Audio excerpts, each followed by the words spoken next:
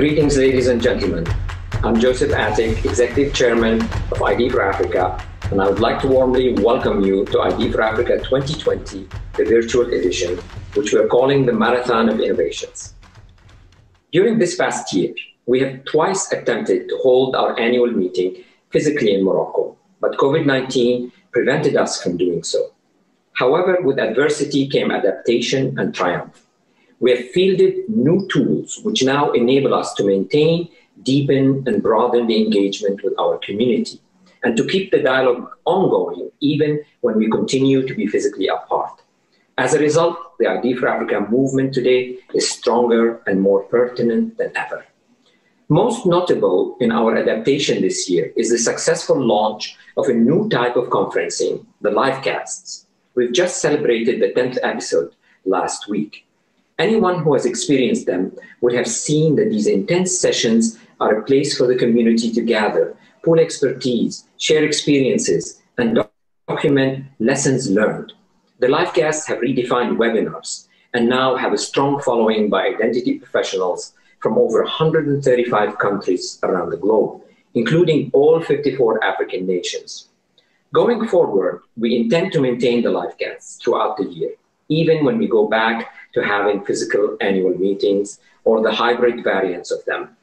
While the livecasts were born by necessity in response to COVID-19 in 2020, they have demonstrated something that has always been there, the resilience of our purpose as a movement.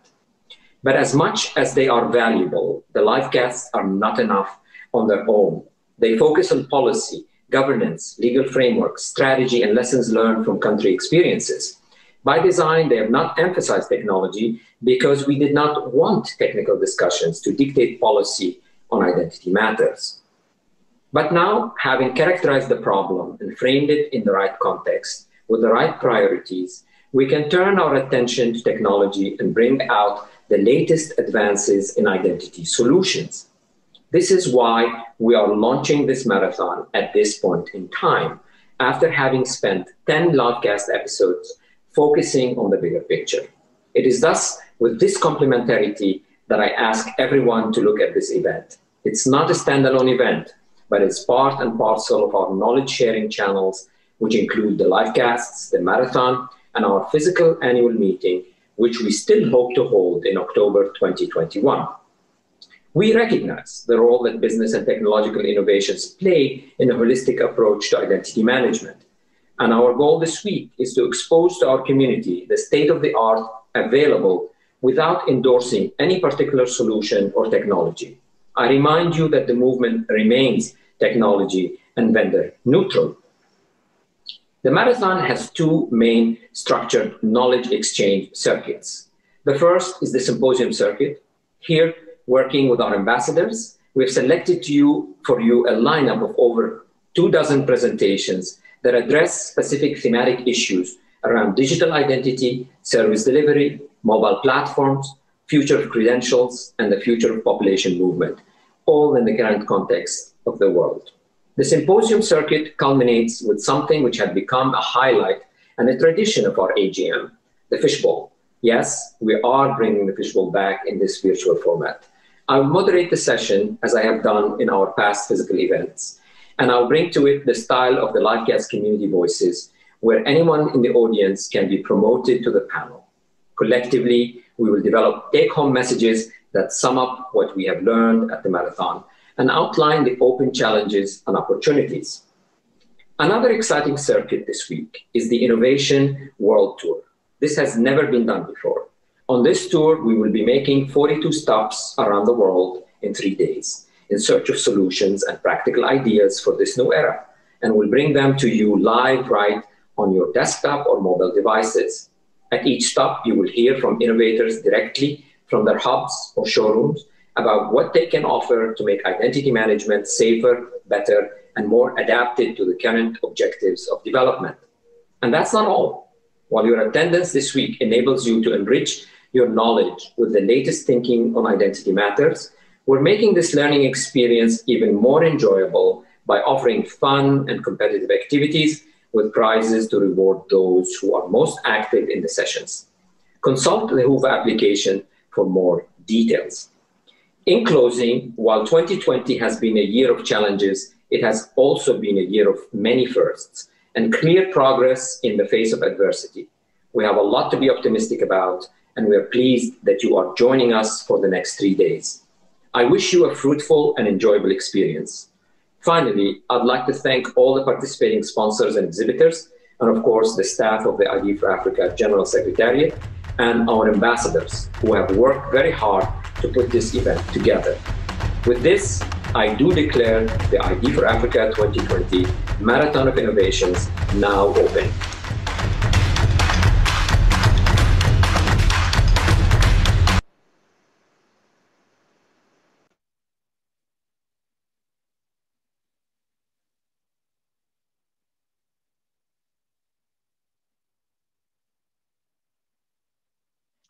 Good morning, everyone. We have the great pleasure to start this ID4Africa 2020 Marathon of Innovation with the Symposium #1 on digital identity innovations. We have a prestigious panel with the representative from MasterCard, Atos, SPS, Awarem, and Coppernic. So we have Mimi Alema-Yehu, who will present via a video. She's a Senior VP of Public and Private Partnership and Humanitarian Development for MasterCard. We have Raman, who is the VP of Humanitarian and Development for from MasterCard as well. We have Mr. Karim Aboulas from Atos. We have Mr. Jean-Baptiste Leos, who is the MD for SPS, who we hope will join you at a later time. We have Kai Imgenberg as well, Director of International Sales for Awarem, who we hope also will join us in a later time. And we have Mark Peepers, who is the Deputy MD for Coppernic. I am Maury Camara. I'm the Ambassador for Guinea and the President of the ID4Africa Identity Council, and I will be moderating this wonderful session. So with no further ado, we welcome all the participants and the attendees. Feel free to ask as many questions as you want. The presenters will have, for the first one, 20 minutes and the other 15 minutes to present. And within that time, if it's available, we'll be able to ask some questions. If not, we'll have a discussion at the end of the symposium if we have time. So I think we can start with the first presentation. I don't know if it's going to be a video or live. Shona, can we start with the first one?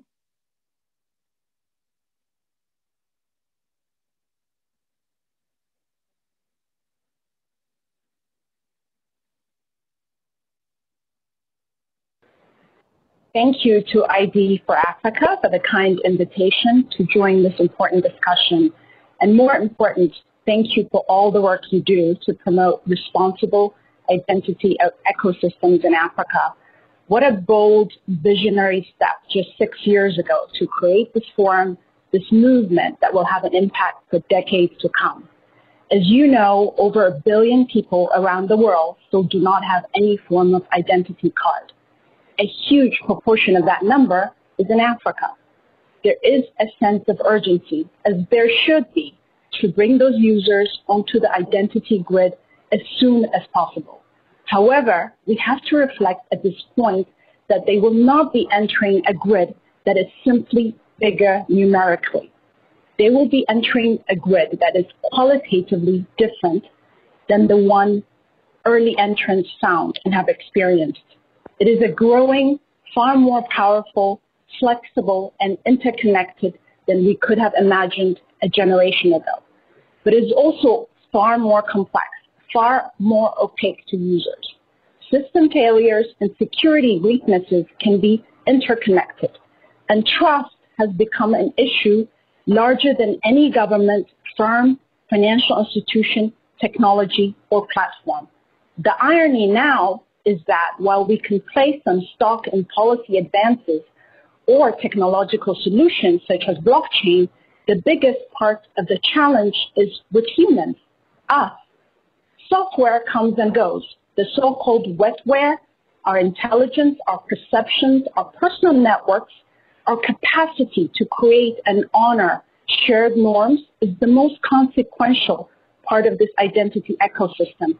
At MasterCard, that recognition actually gives us cause for optimism.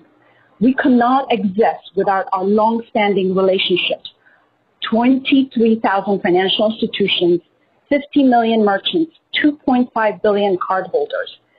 But now more than ever, we all need more, better, and different relationships. We need the insights and collaboration of all stakeholders at this conference to make a sizable collective impact. Even more, we know there will be needs that we haven't even anticipated. And as the saying goes, we should plant our seeds while the sun is shining. Together, over the course of the year's gathering, we'll be reaffirming the core elements of a consensus that is growing stronger and stronger. We need safety and security, inclusion, interoperability, user choice, user centricity, global standards, a shared ambition for social benefits that would likely transcend national boundaries and industry sectors. But if this past year has taught us anything, it has taught us that we should test every aspect of our identity system for resiliency, ability to deliver services in a safe and secure manner without compromising user privacy. In several instances, the private sector, led by digital platform companies, has driven the technological development and adoption of many functional social identity systems that have made it easier and more convenient to gain access to services. Similar initiatives in the financial sector have spurred concepts such as financial passports to increase convenience and facilitate product switching. Standard bodies such as EMV Co., which facilitate worldwide interoperability and acceptance of secure payment transactions, and FIDO Alliance, which provides open and free authentication standards to reduce the world's reliance on passwords and help facilitate collaboration among peers and competitors. There's also a risk of an emergent digital divide between the digital haves and have-nots, a widening of that gap between those living with strong digital infrastructure and a high degree of digital development and others who lack basic infrastructure and live almost entirely in an informal economy. Therefore, identity should be defined for the benefit of end users. A well-designed system follows the highest cybersecurity standards, including data minimization, and is underpinned by state-of-the-art risk management processes. Public-private partnerships may well be best placed to deliver the functional identity systems to meet the needs and interests of all. So, on behalf of MasterCard, I am honored to have the opportunity to speak today. More importantly, I'm deeply grateful for the opportunity to listen and to learn. Trust, deep trust, mutual trust, trust that extends beyond boundaries to people you will never see, is earned by what we say. It is also earned by what we hear, what we affirm together. And that is why this event is so timely and so vital. Thank you. Thank you very much for this very interesting presentation. Now we'll have Raman from MasterCard as well. And for anyone who may have had some questions from Ms. Alema Yehu, we'll wait until the end, and Raman will, I guess, be able to answer some of them if they come. Raman, you have the floor. Thank you.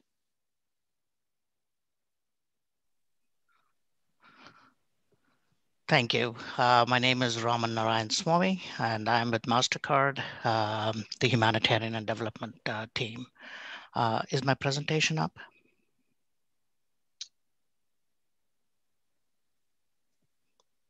Thank you. So it is a pleasure and honor to be speaking at this forum today. If you could go to the next slide. We want to focus today on the actual functional or utilitarian use of identity the gaps that exist in the marketplace and the challenges that we face, both as a community and the communities that we serve, it's not just about the 1 billion that don't have an identity, but it's also about over 3 billion people that have some form of identity, paper-based or other forms, but are still disadvantaged when it comes to inclusion, specifically in the digital marketplace.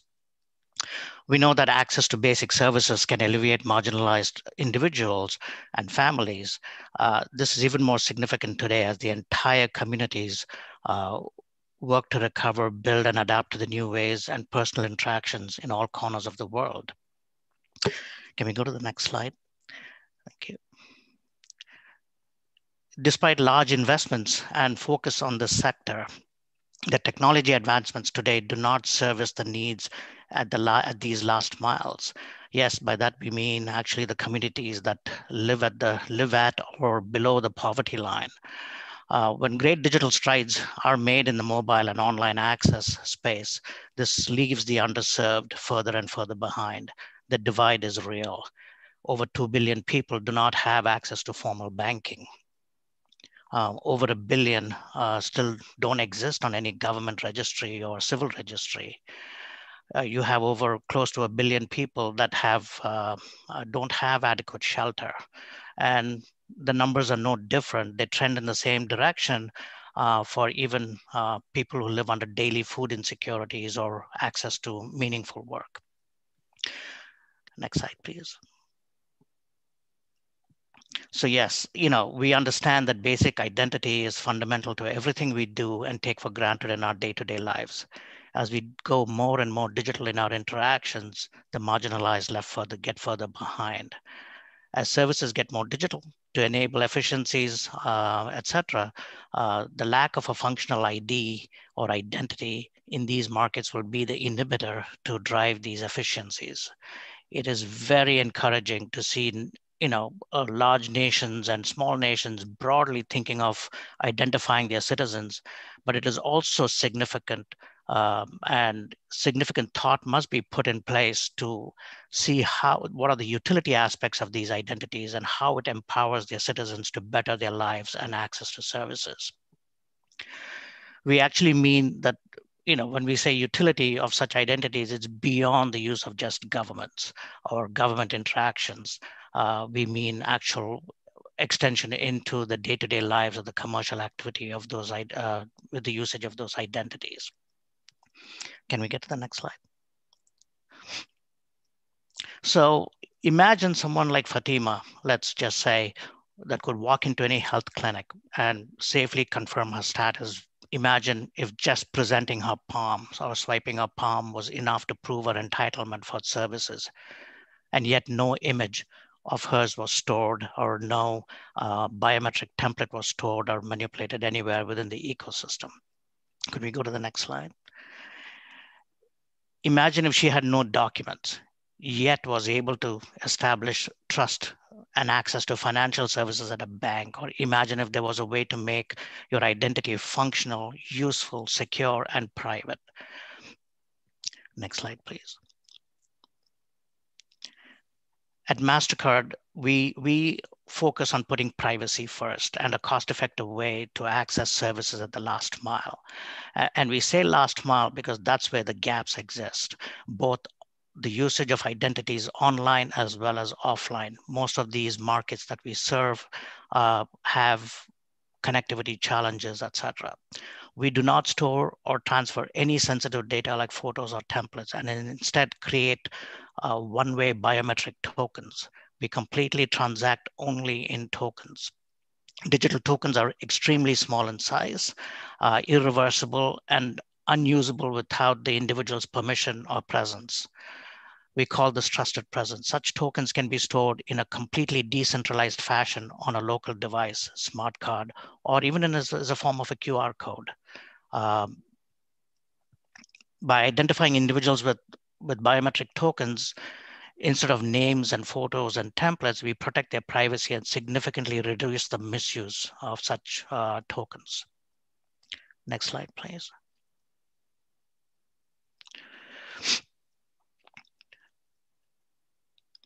The solution works on any smartphone or actually on any smart device or tablet with a camera and eliminates the need for proprietary hardware.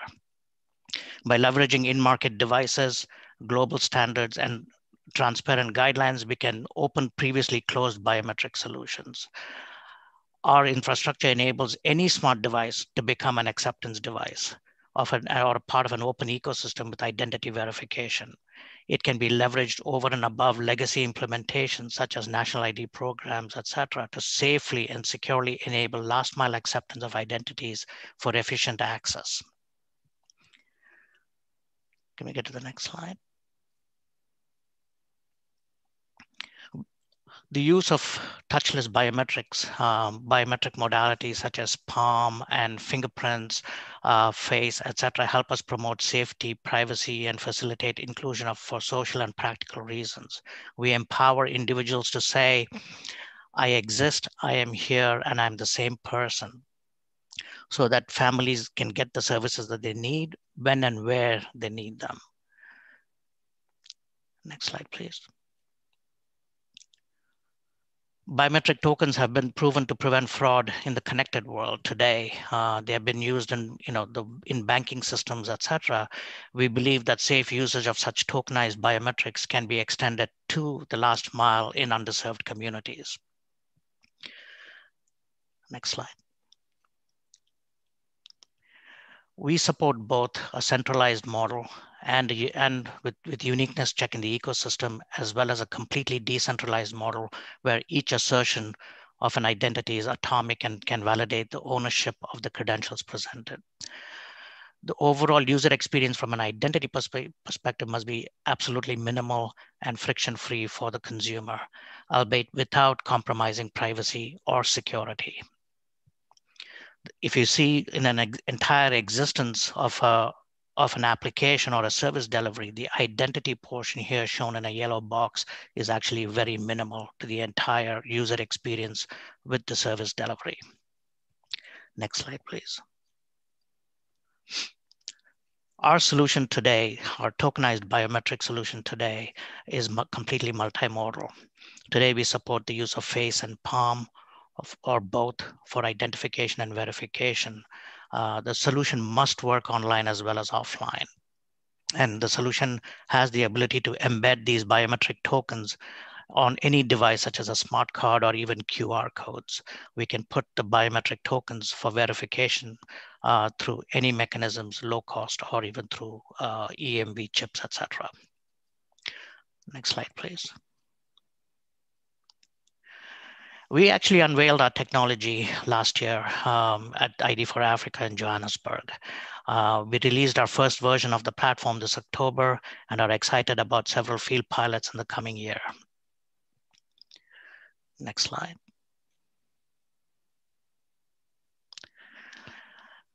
So I want to cap, it's great to see that governments getting into citizen registration and issuing formal identities.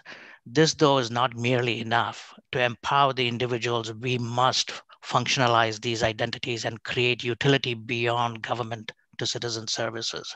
And what we mean by that is access to services such as banking and other commercial usage. We must put an acceptance model framework to leverage the efficiencies that this could bring. So issuing an ID is one aspect of it. Issuing billion identities, 2 billion identities is a government's role, and it is getting better. But the actual consumption of those identities is what the industry must take a closer look at. Next slide, please. And at MasterCard, we have a great team, and we're looking to take advantage of the technology that primarily benefits individuals first above everything else. Explore the opportunities with open source platforms and promote collaboration on standards and interoperability in order to open up previously closed biometric ecosystems. Thank you. Thank you very much for an exciting presentation. I have a few questions here, if you don't mind. Sure. The first one is, can you imagine a scenario where MasterCard would leverage their impressive points of contacts with the population to help national authorities enroll their populations?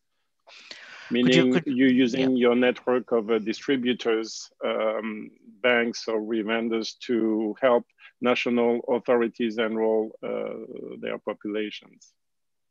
Yes, I mean, that is the whole idea. So we are not in the identity issuance business, but we do help create the ability to exchange tokens and match tokens and facilitate the transaction to happen. That is our strength. So absolutely, that is what our future is to build these interactions with identity tokens. To stay on the topic of tokens, another question is asking if your authentication process that leverage the tokens is FIDO compliant.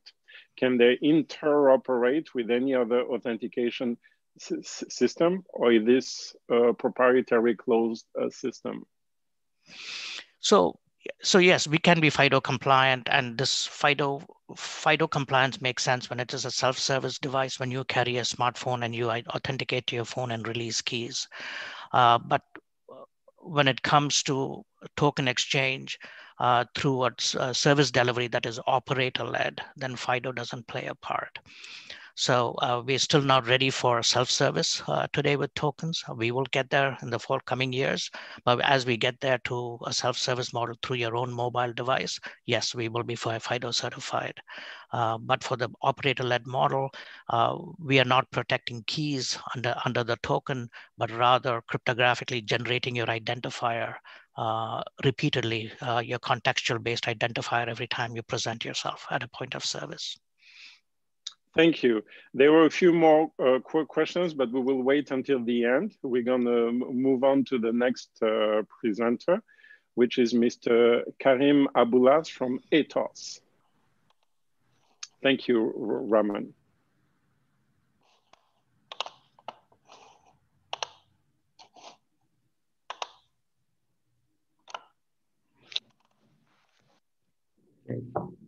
Good morning, and thank you for joining this session. I am Karim Aboulas, and I lead the delivery of Atos Citizen Digital IT. I would like to talk to you about why the concept of Citizen Digital IT is of interest for governments and businesses, and the benefits it has for both organizations and individuals. The journey is just beginning. Digitalized unique citizen ID is one of the foundations of digital society. In this session, we will share with you the work that Atos is doing in identity digitalization to orchestrate seamless and sovereign citizen digital ID strategy. We will also outline the difference between digital and traditional IDs and the ways to switch to trusted, safe, sustainable, sovereign, resilient, digitalized ID.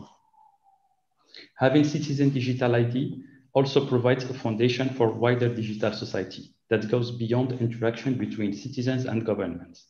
For example, healthcare providers, banks, and other key service providers can configure their services so that customers can use their citizen ID to access their services. This is the digital equivalent of showing your ID card or driving license at the bank to confirm your identity. The range of use case is vast in terms of types of interaction between different parties. We have shown some examples here. I want you to imagine a world where governments and their services ensure that only the services entitled to those people are delivered to them. Governments are providing more and more digital services. Governments are responding by implementing digital platforms to providers to provide better services for their citizens. By the end of 2020, 20% of governments will have some form of digital platforms for their citizens. Already, 40% of the world's population regularly use and access to digital government services. Within 10 years, governments can achieve efficiencies of 30% or greater through more effective use of technology. Governments need a safe way of capturing the biometric and demographic data of their citizens, national or visitors. They also need a digital platform to validate identity and provide access to digital services that could include health, social care, access to benefits, give to the citizens the ability to obtain official documents like property registration, identification documents, etc. Give to their citizens the right to enter, leave the country, to work, to vote in election, and so on. According to the UN, all national states and governments are on the same digital transformation journey. Citizens increasingly demand faster, better, cheaper, and more resilient services from their governments, and they expect them to do so without wasting taxpayers' money. Globally, governments need to architect a digital strategy that enables the modernization of legacy systems, improves citizen experience, and promotes innovation and digital transformation. For many, this journey has started, but the change needs to be faster because new business challenges arise all the time. Technology offers more opportunities and existing challenge remains. The coronavirus pandemic has highlighted how unexpected events can cause major disruption in providing services. In some cases, the impact has been partly mitigated by having remote access to digital services. We have seen in the past many digital initiatives postponed, blocked, shrinked due to complexity of legacy systems and procedures, closed silo environment, with closed proprietary systems, non-interoperable between each other, lack of use case, of digital use case and infrastructure. In 2020, the traditional roadblocks are moving away. Administration and their systems are more and more open. Intergovernmental gateways are frequent these days. API-based architecture are also very frequent, and we have seen the emergence of open standards. The population, the end users, are also pushing and asking their government for more digitalized experience. Atos Citizen Digital ID is mixed between methodology, technology frameworks, products, tools, consulting, and operational services. We help the government to set up a digital ID ecosystem, build and enhance the current ID system, and develop the end user use case. With population median age of 20 years old, 50% plus smartphone penetration, and good telco network, African citizens are asking for more digital experience, where services can be accessed easily at lower cost, of course. So what are the main elements of Atos Citizen Digital ID solution? At its heart, it's modular open source identity platform, which moves government from traditional paper-based ID system to digitalized one. The concept is already used by over 1 billion citizens, and it is promoted by key international institutions. The digital ID platform uses biometrics to authenticate citizen identity and provide a gateway to access multiple services. The key feature of Atos Citizen ID solution are shown here. It is 100% open source. It is modular, scalable, secure, and integrates best-in-class software. We work with the governments to design, build, upgrade, and operate the entire ecosystem, not only the ID provisioning. I want you to think a moment about the digital identifier to be used in large-scale operation. Without sovereign citizen digital ID, what will be the citizen ID over the web? Email address, social media account, phone number, login password. To illustrate where we can go together and how the country ecosystem can benefit from it, we have created an example use case which features Ali and Fatuma. The couple just have a baby, Malik. The birth is immediately declared online by the hospital to the National Civil Registry. Public authorities automatically control and validate parents' ID without time-consuming paper process and creates the new citizen identity using the biometric data provided by the hospital. The baby medical records is automatically created and managed online to centralize Malik's health during his life. Family profile is also updated. Ali's family social profile is updated with Malik data. Subsidies, aid, tax, helps, and support are recalculated accordingly.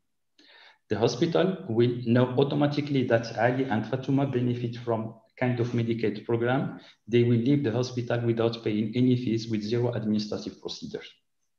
Partners connected to the public registry can be able to plan and prepare for the baby arrival. For example, local authorities like the municipality will be able to prepare for the future and plan better their infrastructure, schools, dispensary, gardens, by knowing the population living in their area. Now, the question is how to leverage this interoperable citizen digital ID. Moving from paper or card-based ID to digital one is multidimensional project, legal, institutional, and technological. Each country should assess if they have the legal framework to adopt digital ID, framework defining the citizen identifier, physical or digital. Basically, what constitutes the one identity? Who can deliver it? To whom and how? Those are very important questions that should be resolved in legal framework. A framework defining data level. What information should be transformed and exposed as data? Name, surname, date of birth, ID number, KYC, etc. Who is allowed to store this data, share this data, use this data? A framework defining the transactional level. What are the transactions requiring access to citizen ID? What are the organizations allowed to access this data in each conditions, with or without consent? If there is consent, what is the form of this consent? In some cases, we saw classification based on 3 factors: criticality, confidentiality, and impact of the transaction. Countries, regulators can be inspired from one of the international frameworks such as GDPR, EIDAS, NIS, PSD2, etc., etc. The move from digital ID, from classic to digital ID can be operated in 3 main ways. The first is direct move to digital ID. Countries with weak legacy ID system or ambitious digital plans can adopt this approach and replace the existing IDs with new digital ones. This method requires population re-enrollment at large scale and has the benefit to build secure, updated citizen database with fresh biometric and demographic data. The second method is by implementing digital ID on top of the current national ID system, linking the digital ID to one of the EIDs, to the EID, to the civil register, national program, etc., making them digital. More or less enhancement and digitalization of the current ID system. It requires less effort from the population, but inherits from the errors that are in the current system. And it is quickly doable in a country. The third method, to make the digital ID an aggregated ID linking multiple functional digital IDs or IDs. It is a kind of interoperability that we do on top of the existing IDs and place the interoperability at one level. Depending on its legal frameworks, legacy ID ecosystem, and identification needs, each country will adapt its methodology to digitalize citizen IDs. The citizen digital ID must be integrated to a set of sovereign and functional IDs like the ID card, social security number, etc. Citizen first contact with the digital ID is the citizen portal, which enables citizens to access the system, perform pre-enrollment, ask for a meeting at enrollment centers such as police station, municipal office, or private shop, and access a set of governmental services. The portal is also a channel for the citizen to verify who is doing what with the digital ID, view of the personal data stored, and in some cases, citizens are allowed to change data like an alternative address, marital status, phone number, etc. Once the citizen is enrolled, the back office receives packet from the enrollment center, does check of integrity, conformity, proceed, the duplication, the same logic than a classic ID provisioning. If the citizen is not in the database, we proceed to second biometric deduplication check. And if everything is okay, we generate an ID, digital ID, and send it to the citizen by email, SMS, letter, or we can also print the ID into a card. This card is a simple piece of plastic delivered to the citizen with basic information, with no technical need for costly smart cards. Strong authentication can be made directly with the back office. The data is stored in data lake, and you create a copy of the needed data, only the needed data for strong authentication. Depending on the laws, what will be the data exposed, we create another copy of this data and expose this data for strong authentication purpose. Once the system is in production, public or private end user agencies may have access to some strong authentication services. In our earlier of the newborn, the hospital is user agency that will use trust service provider like Ministry of Health to access the services. The API will contain the citizen digital ID or KYC plus one biometric for confirmation. And the system answer will be yes or no. In other words, him or not him. Each department will run its own use case, use its own application, and call the identification system for single purpose to verify is it him or not. With this method, we can to provide a country ecosystem with new way of accessing digital services with minimum of intrusion to legacy and other department systems. We build the citizen digital ID in sovereign cloud within the country with all required security components to make them trust. This is a highly simplified view of the ecosystem. We complete it with a set of tools for the monitoring, for the knowledge management, for the administration tools, enrollment kits, etc., etc. Thank you.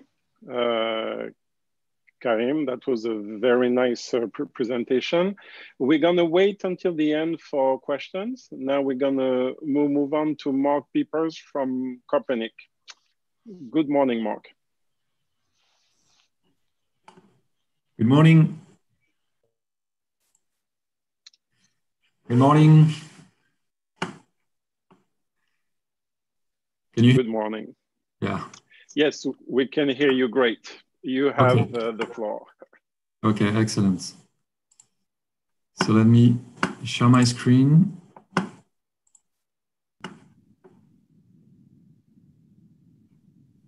Can you see my screen okay? Yes. Okay, let's go. So thanks for letting me speak during this symposium about digital identity innovations. So I am Mark Peepers. I'm the Chief Technical Officer and Deputy and Managing Director of Coppernic. And I will talk about an ultra-mobile, an ultra-fast solution for the seamless enrollment of populations. Just a few words about Coppernic. Coppernic has been working in the digital ID market for more than 10 years now. We are specialized in mobile devices that are designed to really to ease the life of mobile workers in the field. We really want professionals to be happy to do their real job and to forget about the fact that they are using complex tools, informatics tools, that they are in complex situations. We just want them to do their job. And for example, for a census, if you need to go in the field and if you need to enroll people, we don't want the people that are going to enroll the population to think about informatics and everything. We just want them to focus on the people they are enrolling and on their mission. So if we come back to the introduction words of the symposium, one of the questions raised is, and that's the quotes, how to change the issuance model to ensure that it is more accessible and in line with a purely digital world, where enrollment can be done at a distance and issuance is almost instantaneous.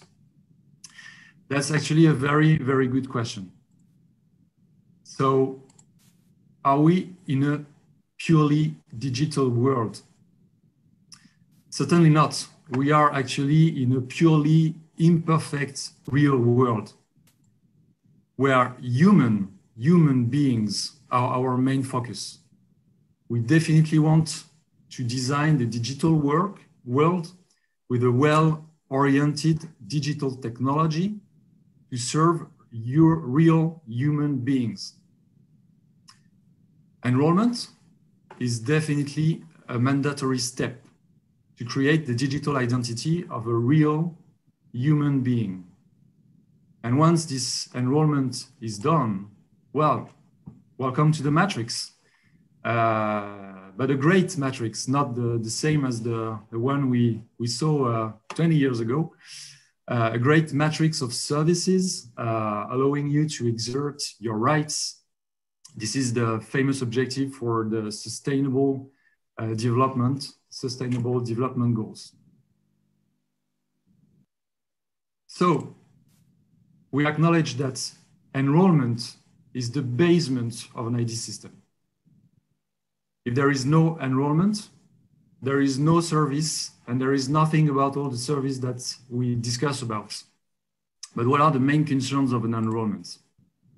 Number two, and we talked about it already in other presentations, inclusivity.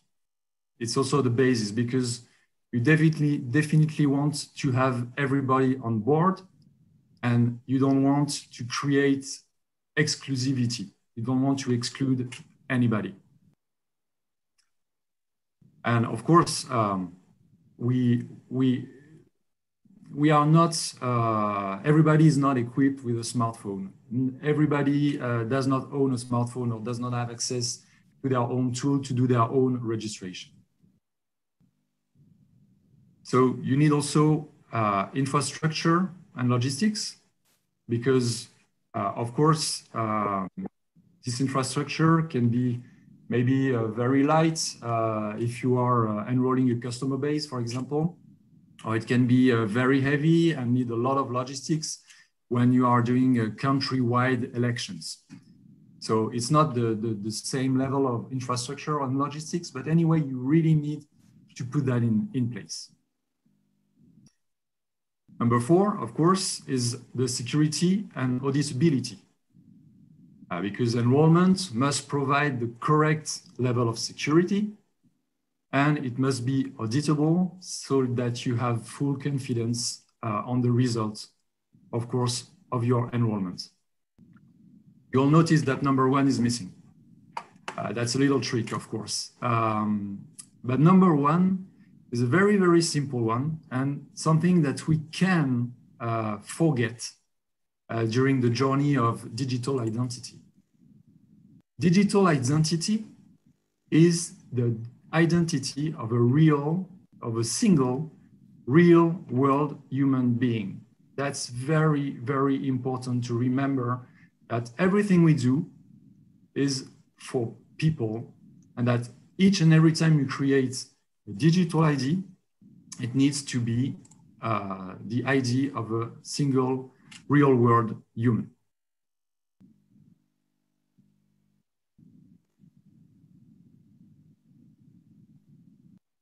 So, how to prove the existence of a real life human being? Good question. You remember the picture I showed you when I told you that human beings are the main focus? Well, this person does not exist. And you can, if you want to play, you can go to this website, thispersondoesnotexist.com, and you will see a lot of synthetic IDs, people that do not exist at all. This is a Frankenstein, actually. So enrollment, this is a Frankenstein. That's the real face of this person that does not exist. Okay, so enrollment at a distance with contactless biometrics are open doors to the creation of synthetic identities. Face morphing is a very serious issue, and there's a lot of literature about it.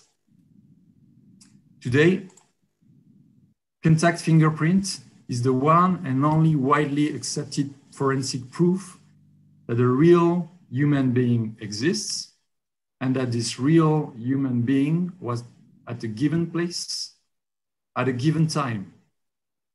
The public acceptance also is very high, and the performance is the highest available in the industry, especially when you mix multiple fingerprints. So I'm not saying, of course, that iris, face, vein, palm, voice are not great technology, and that they are not constantly improving and that they have many applications available. But I do advocate the fact that fingerprint is the reference and is available now and is available for a long time. So I encourage you to read David Jacobs' article on LinkedIn, and you can find it available so on LinkedIn, and you will see the link to this article later in the presentation. So what about COVID-19? Of course, we are all impacted by this crisis. And that has raised the point about touching fingerprint sensor. In reality, the truth is that washing hands and wearing a mask are the main protection means. You know, human touch things. On this picture, taken during the enrollment phase of Ghanaian elections. And by the way, kudos to Ghana for great enrollment and great elections. It is obvious that having contactless biometrics is of no use because this person touched the chair, touched the table, touched everything. So it's better to wash hands before and after to lower down the risk to almost zero. And once again, quality of data is of the essence for registration. Registration process must ensure that the data you capture in the field is of perfect quality, and fingerprint is the technology of reference. So yes, the object of desire is there. Real human beings with real ID. So how to meet the real human beings? Well, there is no one size fits all solution. If you want to do the job, you need to have multi-level registration systems for inclusion. Fixed infrastructures in big cities, transportable enrollment kits for temporary infrastructures, and ultra mobile enrollment kits to cover the last mile, because that's, as it was said during MasterCard's presentation, there are gaps in the last mile, and we really want to offer a way to cover the gap. Consistent quality and security, of course. So the equipments must be compatible with standards. It's very important that wherever you register, wherever you are enrolled, whatever the device, you need to be compatible. You do not want to be locked in with a vendor. You want to be absolutely compatible and have a consistent, perfect quality. Quality cannot be compromised. Security cannot be compromised. So wherever, however you do the registration needs to be perfect on these aspects. And of course, you want to make it simple and you want to make it always ready. What we propose, and this is where the real innovation here is today, is that we have a system in Coppernic that you can set up in less than 1 minute. 1 minute to be set up. And an enrollment in the field is less than 2 minutes. It's very, very fast, very efficient. It's available all day long. You just have to start the device and then you're done. And of course, what is very important is that it's so simple, so easy to use, that there is absolutely no training needed. We did tests giving the device in the hands of people not even knowing what is an enrollment and not even knowing what is biometrics. And I can tell you that they could register other people simply by following the instructions. So if you want to know more about the solution I'm presenting, feel free to contact us. I will be very happy to open the discussion. Thank you, Mark. Our references, so just in case you want to know more, and if you have questions, I'll be more than happy to answer. Thank you, Mark. I apologize. I thought you had gone through the end of your presentation. It was very good. Thank you for the questions. Again, we will wait until the end of all of the presentations. On a quick note of housekeeping, I would like to let the audience know that we had a slight change in the presentation. So it didn't follow the order that we had planned. We apologize for that. But now we have the pleasure to have Jean-Baptiste Leos from SPS. Jean-Baptiste, you have the floor.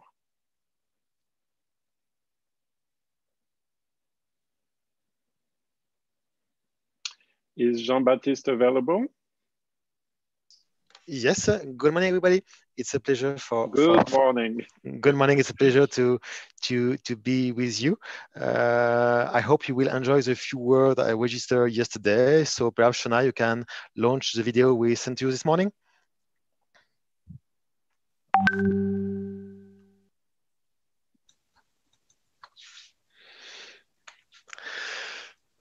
Good morning, everybody. Before starting, I would like to give you a few words about myself. I'm Jean-Baptiste Leos. I worked for the last 10 years for SPS. I'm now banking and identity product manager for SPS, and I have the pleasure to share our point of view regarding this digital ID during this conference. As you know, the world of ID is now experiencing a lot of changes. On one side, you have the physical ID supporters, and on the other side, we're able to see people coming from the software side, fresh from Silicon Valley, thinking everything can be software-based, be stored on a computer or on a mobile phone. The goal of this speech is to bring together the best of these two worlds, the association between digital ID and physical ID. The first step of this speech will be mainly focused on digital ID, while the second part of this speech will be mainly focused on physical ID and connection with digital ID. I suggest to start now with the digital world. For several years, we saw a global trend where replacement of everything by our smartphone is on the way. Over the last few years, we have seen our watches, our address book, our diary disappear. This is the same thing for items such as music, maps, loyalty cards, game, transport ticket. All these have been replaced by our smartphone too today. IDs following the same trends due to our main advantages. In our always more and more connected world, digital IDs can easily be transmitted over networks to allow users to gain access to services.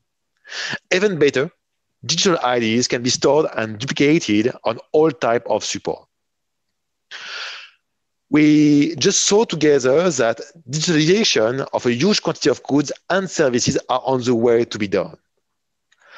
However, in this world, everything is not as simple as expected at the beginning of the story. For example, since 10 years, a huge quantity of national identity programs has been introduced in many countries as one of the supports of a strong digital identity. The citizens of this country are using them with growing enthusiasm. However, in many countries, the debate on digital ID is still ongoing. The most common criticism related are the following: the potential threat to civil rights and privacy, a lack of confidence in the reliability and security of this system, and the conviction that this form of identity is simply useless. Moreover, digital ID is multiple and sometimes is not even an ID. For example, a minimum digital ID is actually a login and a password created by the end user to access the services. Consequently, each of us is able to generate tons of ID. It's easy for each of us to think about the number of email addresses we own or the number of online services we use. Digital ID self-generation is fine when there is little security at stake. When I purchase a book on Amazon, or when I book a theater seat, for example. On this particular case, the ID or the proof of purchase is in the form of a barcode. We all know barcodes can be printed multiple times or easily replicated. An alternative is to generate ID based on an online experience. This is typically what is done now in the payment industry. Just think of the enrollment process for online banks. But today, obviously, our target is not to exchange around private digital ID, but more to exchange about the best way for governments to generate secure digital ID that perhaps could make easier in the future the private digital ID. For government, the main topic is to ensure each citizen gets one and only one identity. This is key. Biometric technologies are tools, for example. These tools bring a lot of improvement to governments willing to ensure that they don't issue two identities to a single person. However, as biometric do not guarantee a citizen does not attempt to get enrolled twice, most governments have added a face-to-face interview with an officer in their enrollment process. Clearly, unicity of the ID is the main target for government. All the citizens need to have one and only one ID. Digitalization of the ID is ongoing, but a citizen could be afraid of the lack of privacy and security. So now, the remaining question is the following. What is the best and easiest solution to secure digital ID? At SPS, we are thinking the most secure way is to derive this digital ID from a well-secured physical ID. In that case, citizens can build their digital ID by simply reading their physical ID with their NFC-enabled smartphone. Citizens are in control, and they're in control as they can decide which information they want to disclose for each application on the smartphone.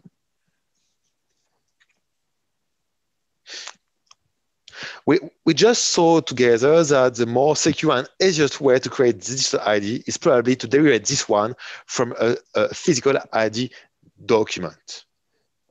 Now, let's have a look on this physical document.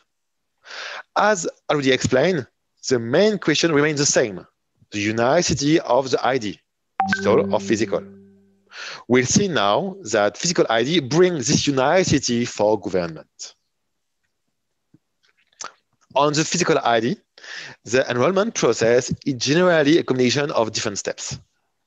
Typically, a reliable enrollment process relies on a citizen that is providing a previously issued ID document. It could be passport or previous ID card, and biometrics that are then stored in the chip of the ID document itself.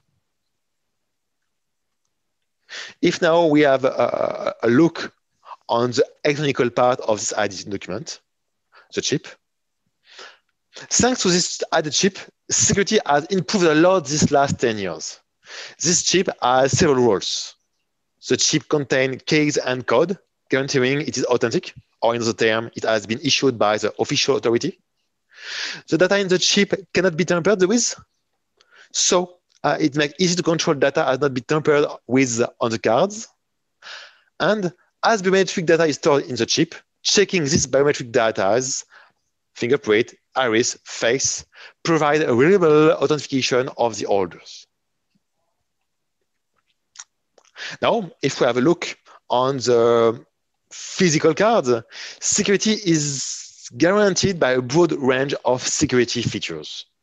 You have 4 levels of security features. Level 1, this one can be controlled by anyone based on the document physical features. Level 2, this one can be controlled with law enforcement officer with tooling and training. And level 3, this one requires lab investigation. So until now, we saw that the best way to secure digital ID is to derive this one from a physical document. We also saw that this physical document allows to guarantee the unicity of the identification. The last question remaining is the following. What is the best interface to complement the digital ID? There is different kind of interface for ID card. You can have contact, hybrid, contactless, or dual. Contact cards allow authentication and security, but require readers. First national ID card in Europe, for example, were contact card only, Portugal, Germany, Spain. Contactless cards brings smoother usage, less maintenance on the readers, and more speed. Hybrid cards contain two chips. Typically, one chip is dedicated to identity, while the other is dedicated to only one other application, such as payment or transport. And dual interface cards embed one chip that is able to communicate both in contact and contactless modes. All these kind of cards have different advantages. However, contact cards will allow government to keep on building their ID system while taking advantage of the existing infrastructures. Contactless cards is the de facto standard for payment, for mass transit, and for other applications such as physical access control. So, by embedding a single chip able to communicate both in contact and contactless mode, dual interface cards allow governments to keep on using their legacy infrastructures while developing new applications on contactless to satisfy citizens' demand, such as payment or transport. So clearly, dual interface card is the best interface to complement digital identity. Dual interface cards bring the best of physical ID cards and enable digital ID thanks to the contactless interface. Now, before the end of this conference, few words about Smart Packaging Solution, SPS. Founded in 2003, we just reached this year the 1 billion issued documents with our proprietary technology. In the middle of the value chain, SPS is a technology manufacturer working in the payment, transit, identity, and travel document area. With our patented technology named Inductive Coupling Technology, IDC, we are in charge to support documents manufacturers and organizations that would like to issue payment, transit, identity, and travel documents. As explained just before, all our products are based on our patented technology named Inductive Coupling Technology, allowing to create more reliable documents by removing physical link between antenna in the cards and module on the surface of the cards.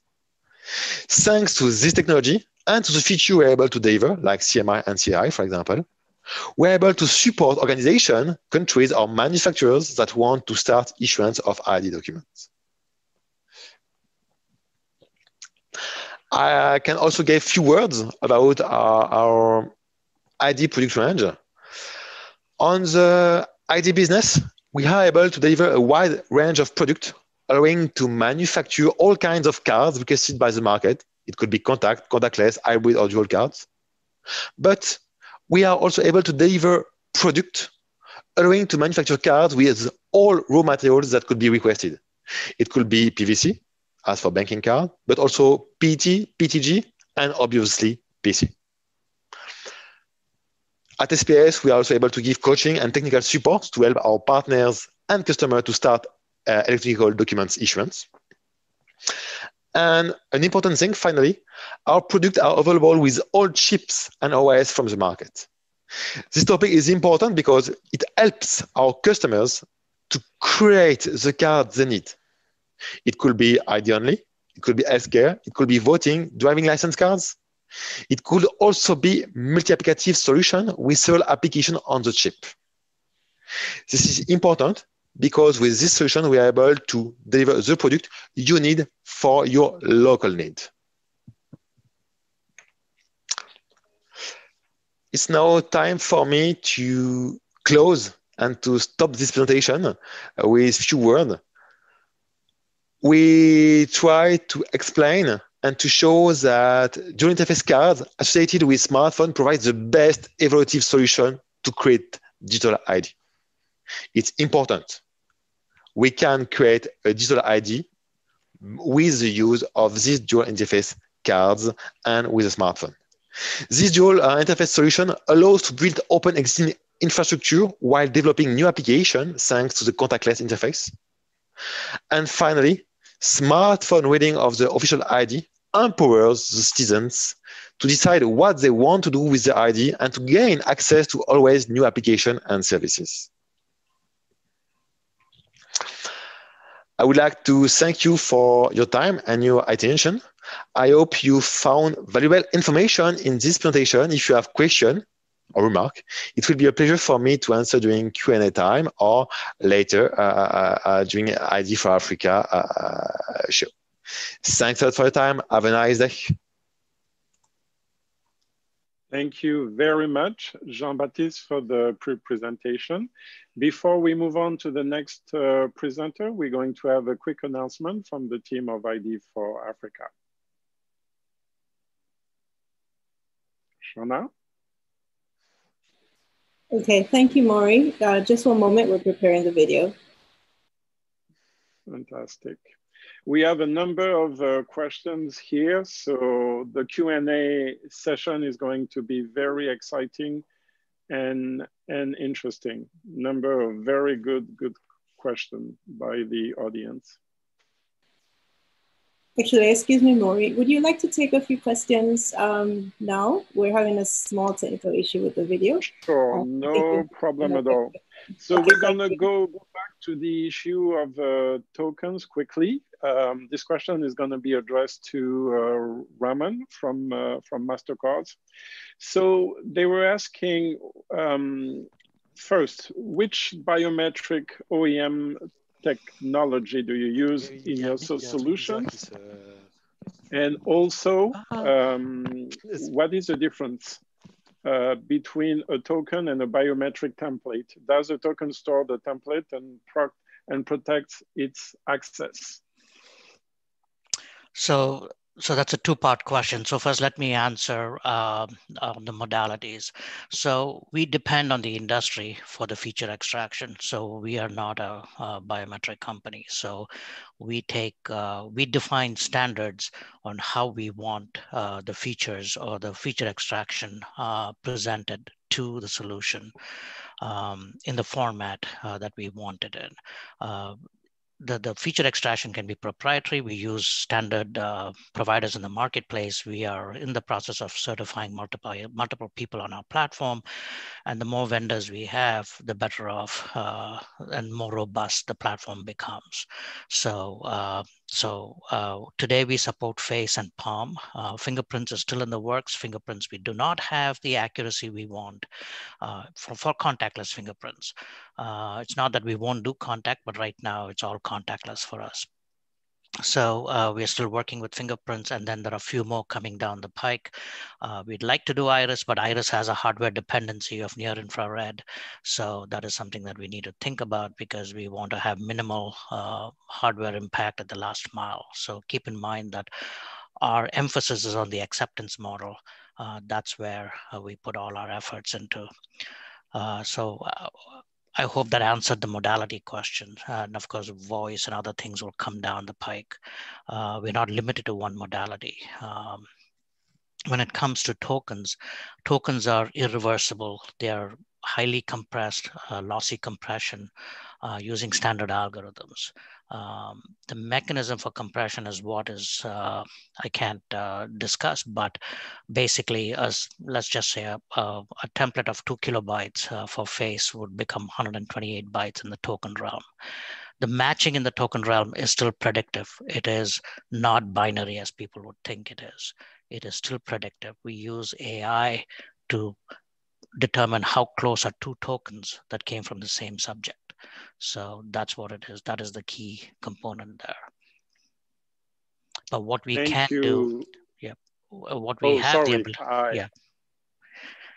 have the ability to do is, because we standardize on the interface that is given to us, we can even actually look at matching a same modality across providers. Thank you. Thank you for the answers. I believe we're ready now for the announcement. So Shana, you have it. The first sweep letter of the day is C. La première lettre sweep du jour est le C. The first sweep letter of the day is C. La première lettre sweep du jour est le C. Thank you, Maury. Perfect. Thank you. Thank you. Now we're going to move on to the next presenter, Mr. Kai Imgenberg from Awarem. Kai, you have the floor. Great to have you.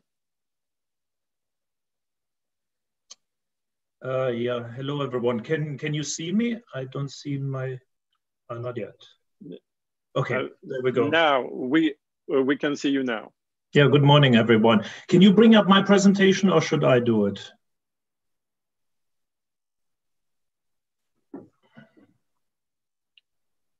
If you shared it prior, we should be able to bring it up. If not, okay, yeah, I did. Otherwise, I can also share from my side. Perfect. I think it's being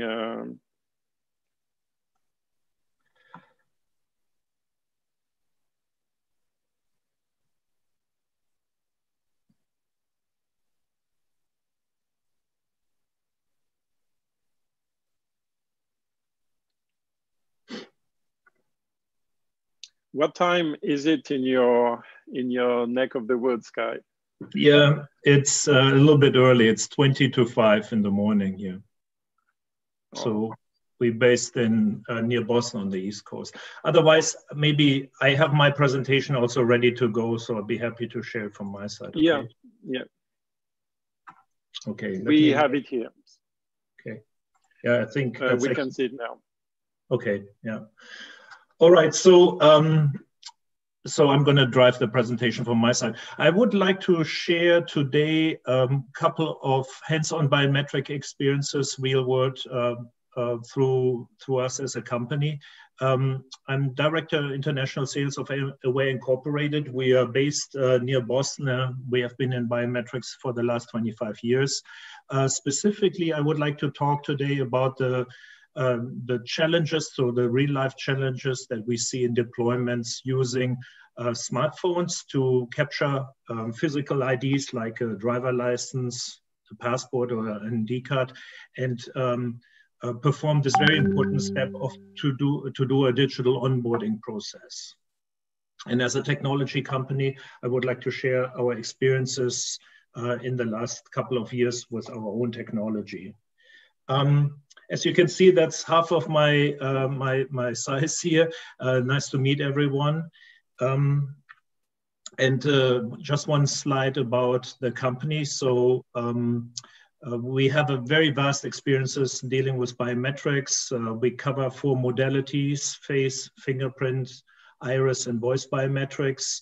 And quite frankly, in the last 3 years, we see a very, very big push of using mobile phones in the government sector as well as in the commercial sector. You see a couple of highlighted customers in the presentation that are using a framework that we offer in the mobile biometric space called KnowMe.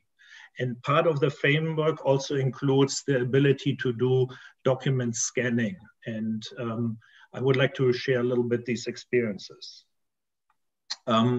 So what is the market typically for digital onboarding? So we essentially see 2 key markets. That's the government sector. That's obviously this auditorium to a larger majority. So typically for border control and visa applications, you can use now smartphones to do a pre-screening essentially. So we have a couple of government customers that are offering right now the ability for citizens, when we hopefully can travel a lot more in the future again after the pandemic will subside hopefully next year, to screen credentials, passports typically, so using a mobile phone, capturing the credential, capturing the face, and digitalizing your identity and sending that record to the travel authority internationally to do background checks, to do validation of the information, and making sure that you can monitor the travelers coming into your country. So there's a big interest and push in the government right now to perform and to use mobile devices. And the second step that you also can see is e-citizen services. So that's a very wide range of services that you can offer once you digitalize also the identity of your citizens using a smartphone. That can be a real estate transaction, pension, ghost worker problem that you may face, social security disbursements, even education. So there's a very wide range of e-citizen service and applications that will be facilitated using this very important digital onboarding process.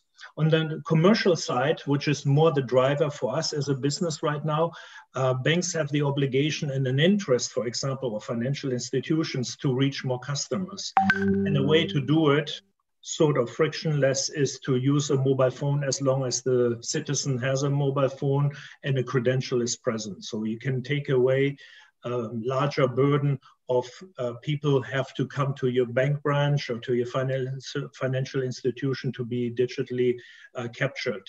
And then obviously these financial institutions have also regulation and compliance requirements that they need to fulfill, and the digital onboarding process can be a pre-screening process to facilitate and excel your business.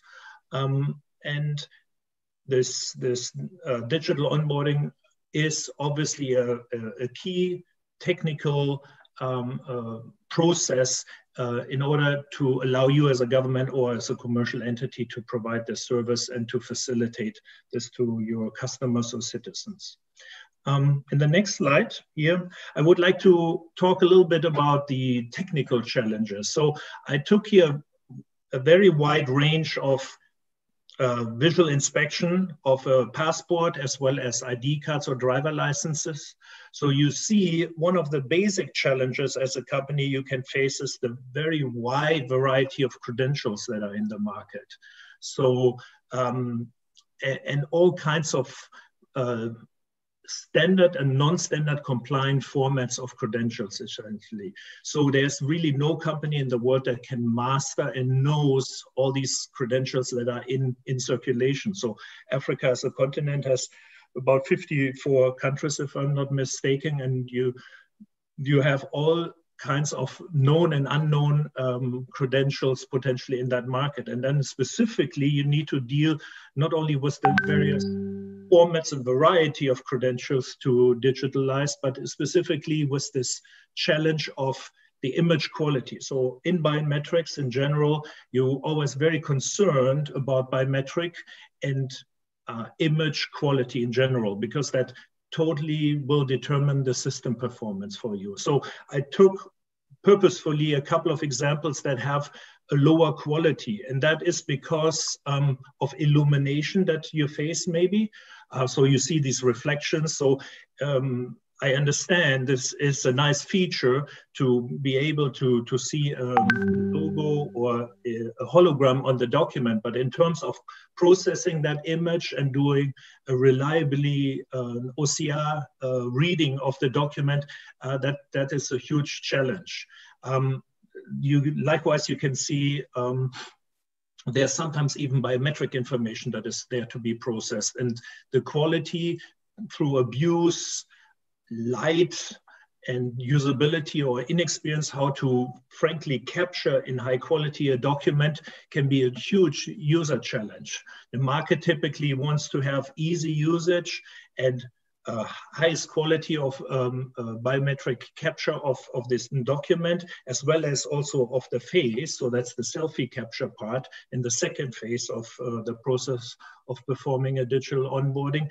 And in reality, they can be very, very challenging. And the next slide will demonstrate that a little bit.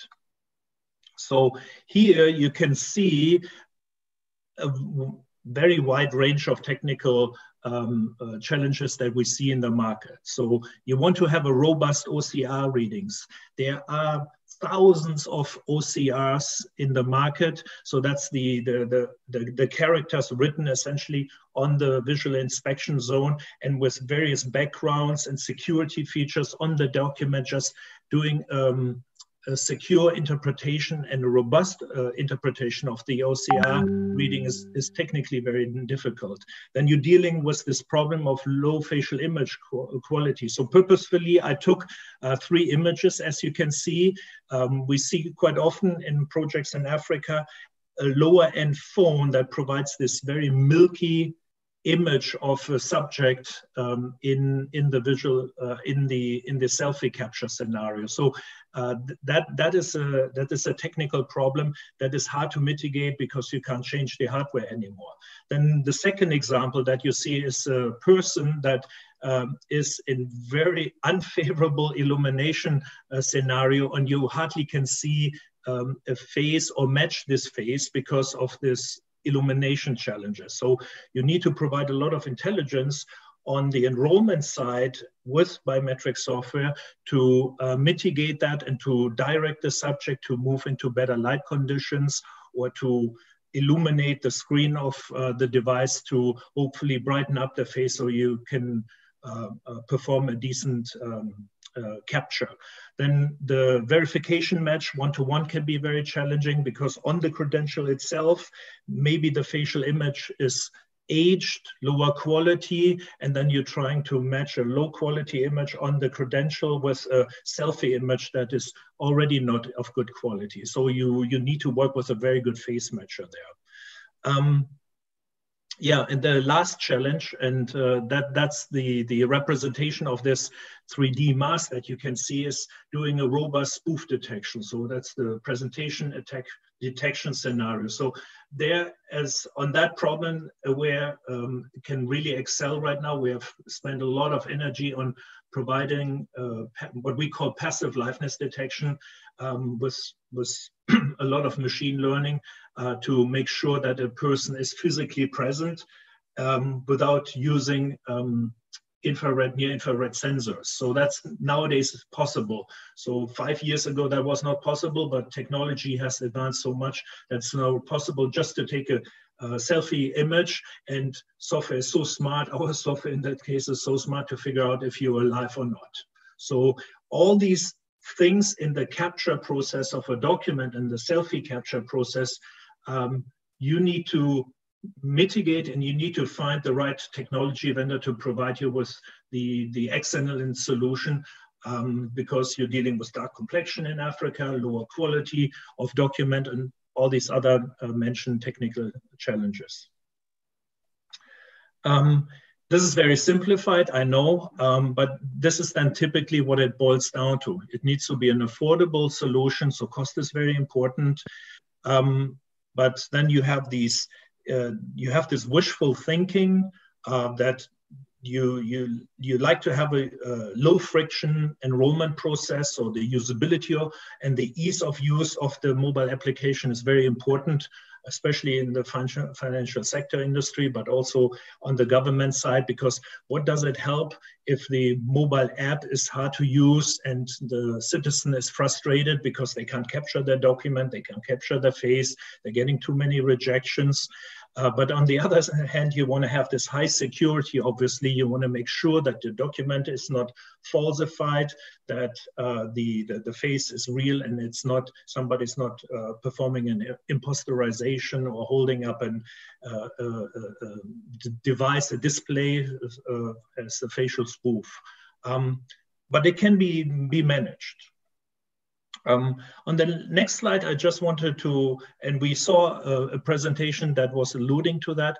I want to just draw your attention to the fact that digital onboarding process right now in reality is more a level 1 visual test. So what you can see is a representation of what kind of assertion levels for authenticity you can achieve and you can have in the market for a document. So the easiest is really the visual inspection. So you see the micro text, you see security features in the document, anything where you don't need a second tool. So today, technology is that far, you can address level 1 security.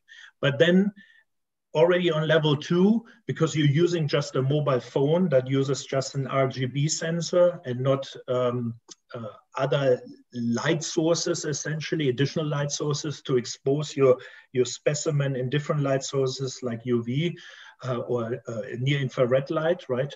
You you as a vendor, you can only address level 1, but you can't address level 2, level 3, level 4, or even level 5 security. So top-notch technology, what you see in border control situations deployed right now by governments, is essentially a level 3 solution. But a level 3 solution requires that you have a passport reader that has very controlled environments for doing the document reading. You can read out the chip, which you can also do with the mobile phone, so that's great.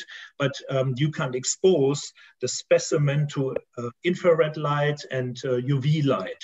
And then there are a lot of level 2 and level 3 security features that you can't see even as a human person. So a digital onboarding process is only as secure as the hardware will allow you to expose the document to different light sources. And that's a limitation you need to keep in mind to be a realistic what you can do with the digital onboarding process. Yeah, so these are the real life challenges. So you can only expose the document to visible light for validation. You need to deal with subjects, people that are untrained, that need to take their intuitively an ID card and take their mobile phone, hold it against the document, and then perform a selfie capture. That is normally manageable. You need to provide instructions. The other thing, obviously, you need to deal with low bandwidth. Unfortunately, as I said at the beginning, you want to make sure that you have a higher quality of document capture as well as selfie capture, but higher quality means always more data. So you need to typically have, for a robust digital onboarding solution, you need to have definitely a client-server architecture. That means the client, the mobile phone, performs the data capture, but really the hard intellectual or computational intensive work is all performed on the backend side, but you need to provide a big data set. So typically capturing a higher quality image of a document is about a megabyte in package and data that you need to transform from the client side to the backend side. To do any meaningful biometrics, seeing the OCR, reading the MRZ, and perform some level of document validation. And then obviously dealing with Africa, you also need to perform a good dark complexion mitigation. But on the other side, the benefits are huge. You can pre-vet customers or visitors coming to your country.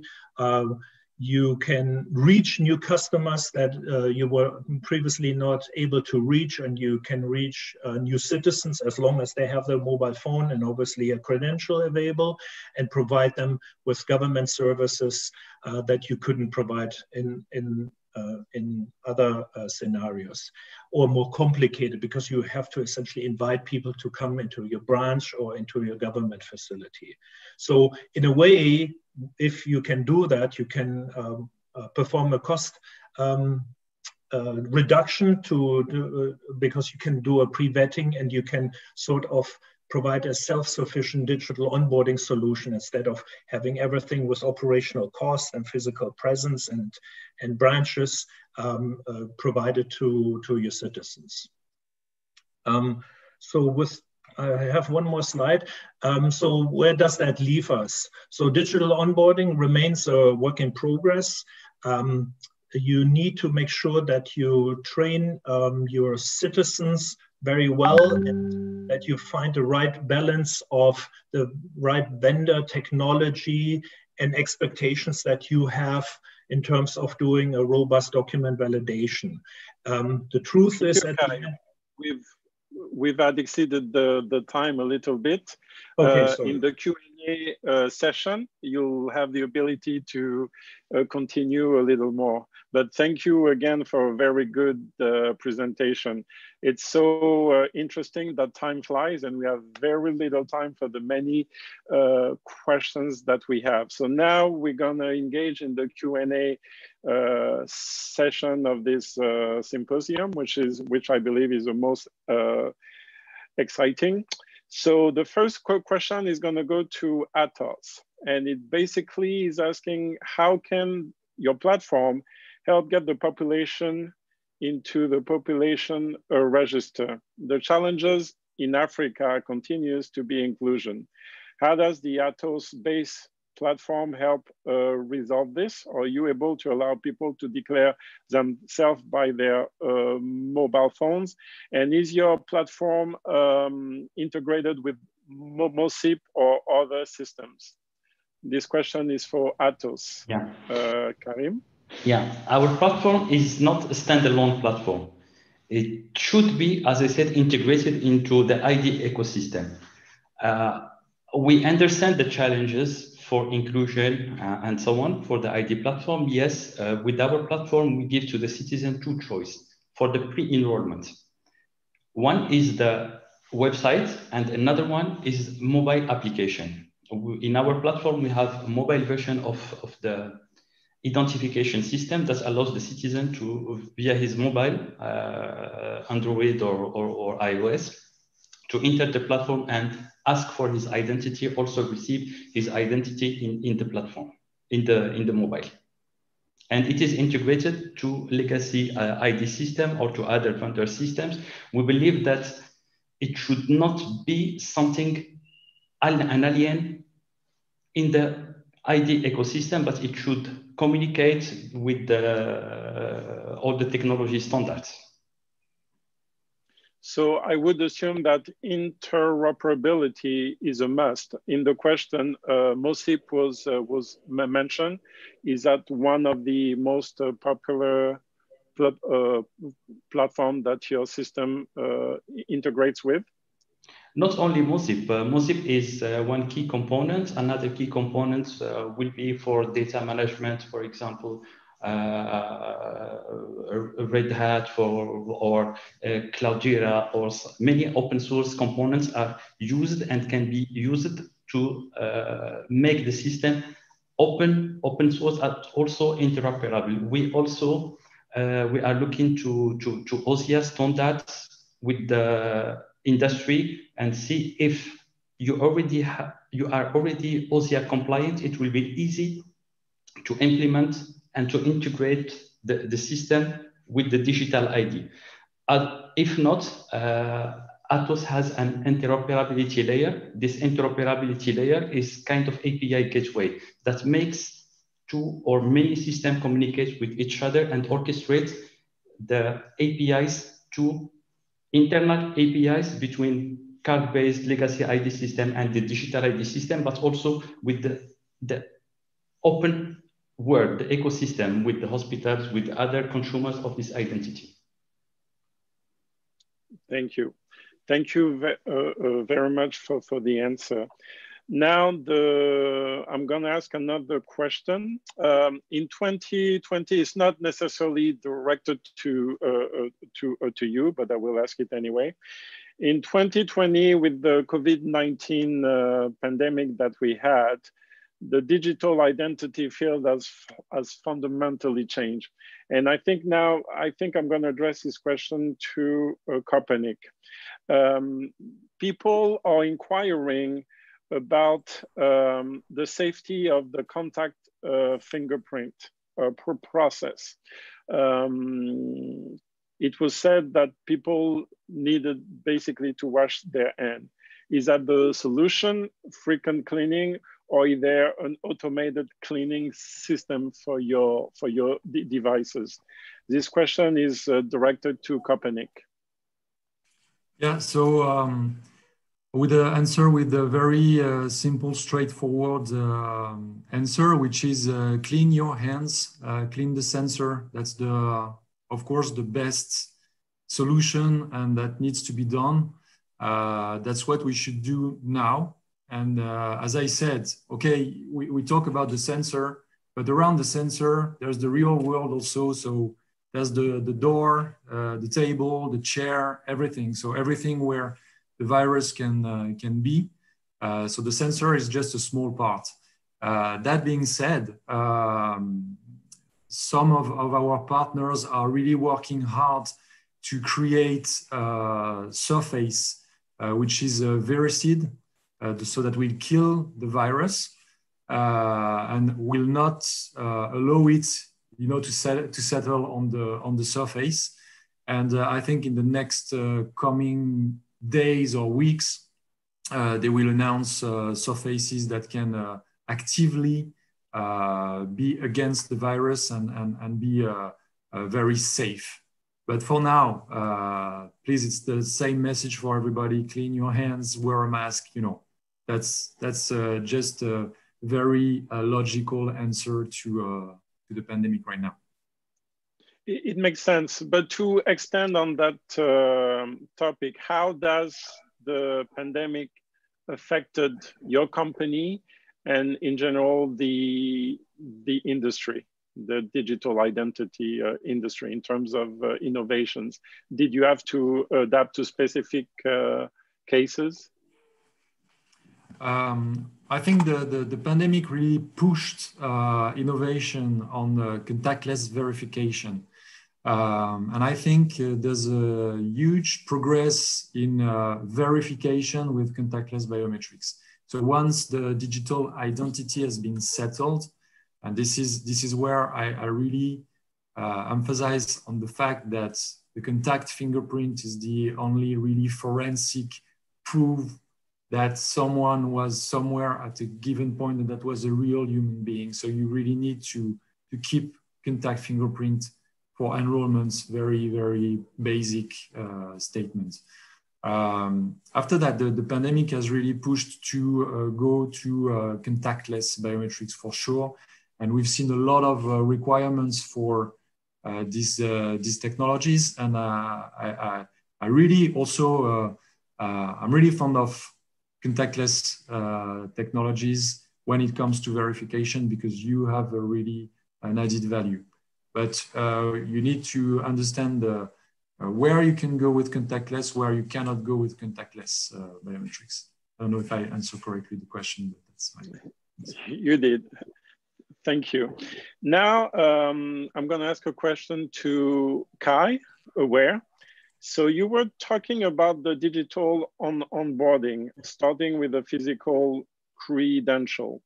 What about the purely digital onboarding where the data analytics are used from social media or other government databases? Do you have a technology that would help do pure digital onboarding?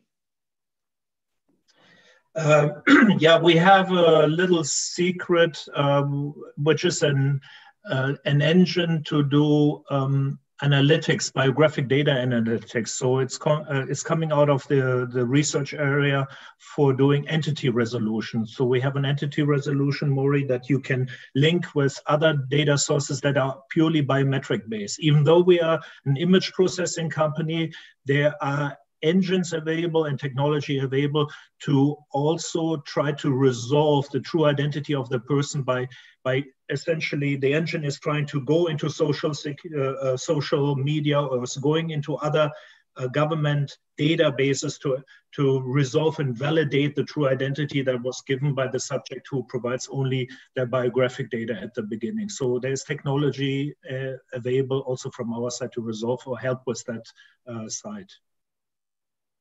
So now with the evolution of the technology and the capacity building that is necessary to make sure that people have the ability to use and operate the platforms, do you feel that it would be important to create a curricula to support this effort of the new advances in your field? To create some kind of go ahead. Yeah, I basically. Yeah, in general, I feel like that would be a very important piece of resolving the true identity of a person. So making sure that you don't create double identities on your backend side. Yeah, that's about it. All right. Let me ask a question. Let me go back to MasterCards. I'm going to ask Raman a question. People wanted to know how the authentication is carried out with the high level of assurance. So first of all, I want to point out the fact that all the cryptography can be pushed to the last mile. So what we mean by that is you can do it on the device locally. So whether you're reading a token from a smart card or whether you're reading it from a QR code, these are all digitally signed tokens that cannot be tampered with. The matching is actually matched to the live biometrics. So you actually have trusted presence. So you take a token that you read from a card or from a QR code, and you don't even need any of these devices. You can actually do it directly with the person itself without any device, and you match it. You match the tokens in real time to the live subject, and for proof of ownership of the token itself. Thank you. And when it comes to assurance, keep in mind that the actual reliance on the accuracy is in the, we make sure that the native realm of the biometric is good enough. And then when we apply the cryptography, when we apply the hashing technology, there's going to be degradation because it is a lossy compression. There's enough loss of fidelity, but does it fall within under 1% of the native? So that's what we look for. We don't look for absolute accuracy. If the native accuracy is good enough for commercial use, then we look at how does it perform in the hash realm? Is it too far out, or is it still within a certain value that can still be leveraged commercially? Keeping with that, what do you think are the global implications of the ICAO standard in biometric?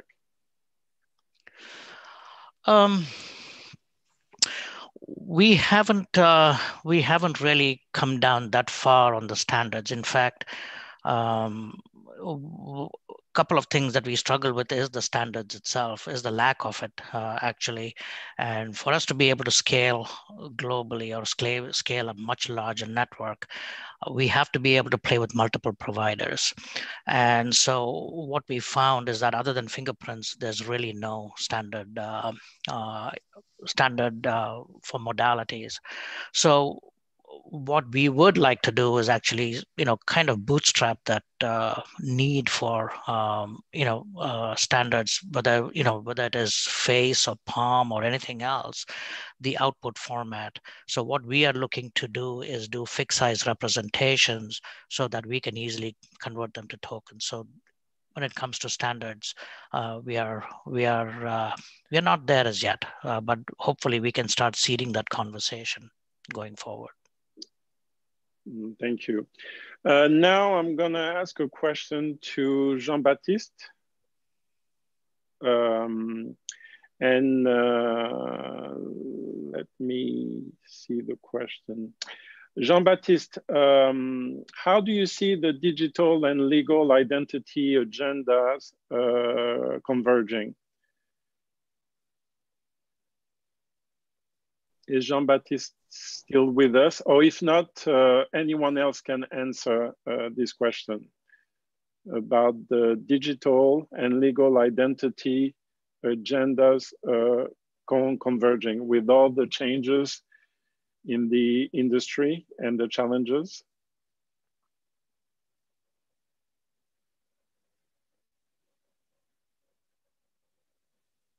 Have we lost Jean-Baptiste? So Mark, would you be interested in answering this question?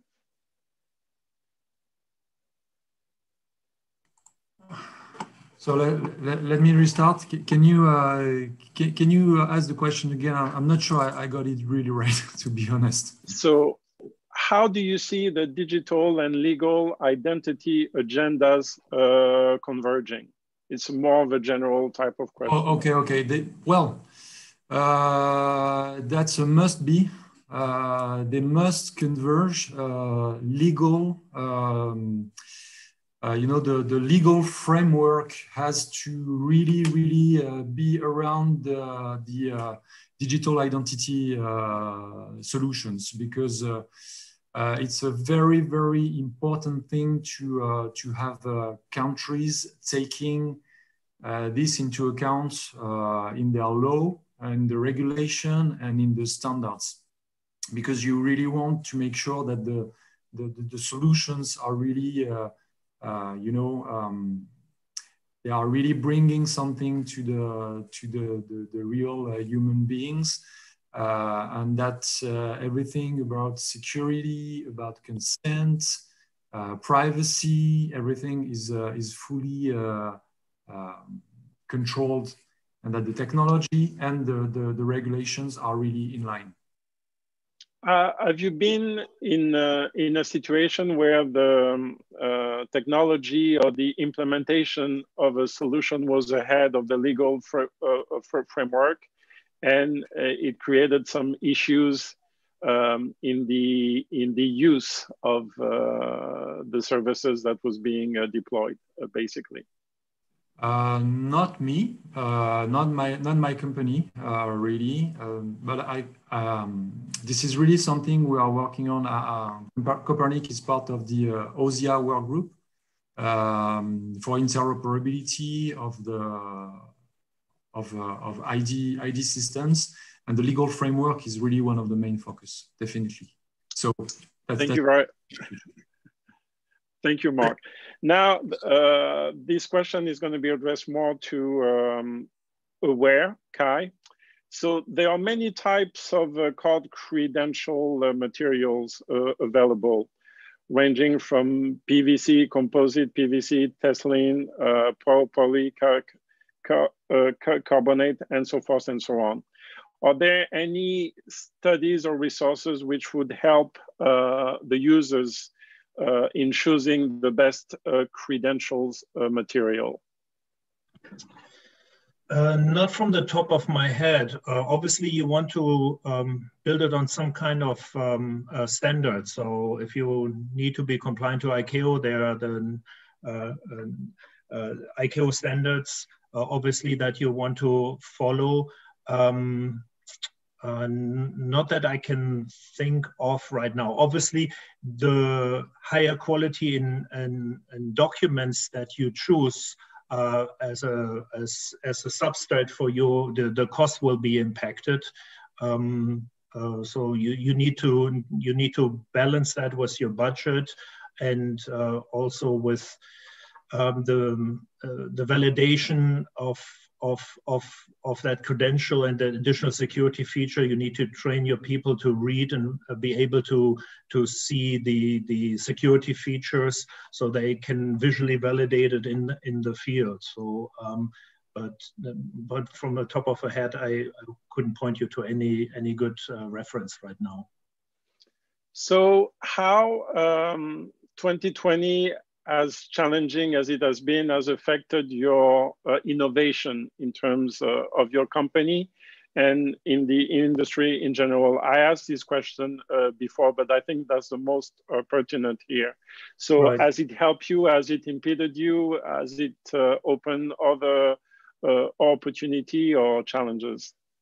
Yeah, so it's been not a financially good year, but also not a bad year. I think with the challenge of the pandemic right now, and the need of private organization and government organization to service their citizen and to do business, as I said in my presentation, there's really a true larger interest for digital onboarding, mobile biometrics, essentially, and building a solution that is very self-sufficient and working robustly. So I see the industry is moving in that direction. Governments are interested. They understand the possibilities of citizens use their mobile phone, and the technology is also now there to do especially face or voice authentication and to mitigate. And I think we have managed now a level of maturity in technology in other companies too, not only Awarem, to do a robust spoof detection. So in COVID times, you need to have a solution that can work in a self-sufficient use case. Technology is also there, and even though it's very challenging right now, I think we see a lot more opportunities in the self-sufficient digital onboarding and self-sufficient authentication use case. Governments and private organizations just adapting to this challenge that we have right now, and technology has advanced a lot in the last 3 to 5 years because of AI, that you can still, as a government, for example, do background checks, do self-serving solutions to citizens as long as there's a mobile device in the field. So yeah, it is challenging, but I think we responded quite well. And also government and private organization finds way to do business, to conduct business, and to move on, as you do as an organization doing this video chatting right now, which is fantastic, you know. Thank you. Now a more general question that I'll ask to the entire panel, so whomever wants to answer can answer. Bank cards are usually owned by the issuers. How can the ownership of the personal data of a multiple purpose identity card be reconciled with the ownership of the card?